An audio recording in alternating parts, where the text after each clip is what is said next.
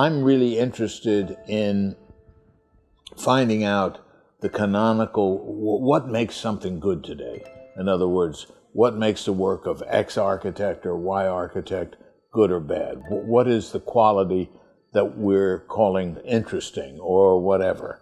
There's been a paradigm shift from postmodernism to what?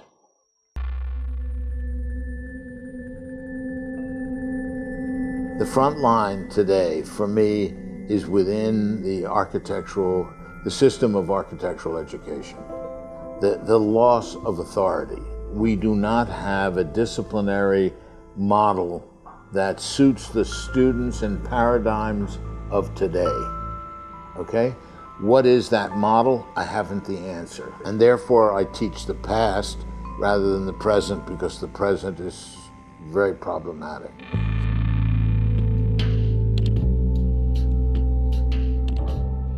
The drawings are an indication of the idea and attitude that the architecture has. What the drawings are what the Europeans call the red thread. In other words, the red thread of Peter Eisenman's project, okay?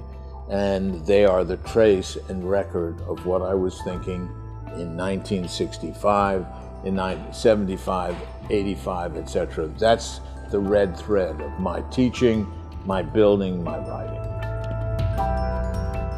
Have I been able to explain to myself what I do? No. I'm still trying to work that out. The exhibition is called By Other Means, okay? And the argument of the exhibition is that the humanist view of functionalism, social practicality, making people happy or integrating people, has never led to anything radical, number one, and is encountered or encumbered with a certain Kantian idealism. So the whole idea of today is to get over the idealist and the dialectical attitudes embedded within architecture.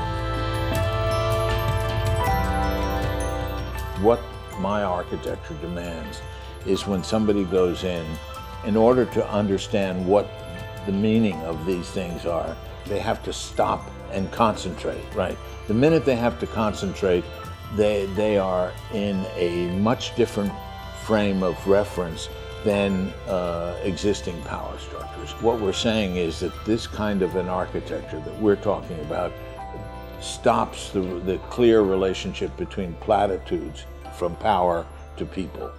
I think that art is beyond power. It has something other than power as an objective. Technology is a cruel tool because what it does is defer the possibility of a student being creative. The student can take an algorithm, produce 50 alternatives to the same problem. What it does is take away from you the possibility of value judgment. What are the values inherent in the production of these alternatives? It has, to me, no value in producing what I consider to be an architecture of, let's say, resistance, right?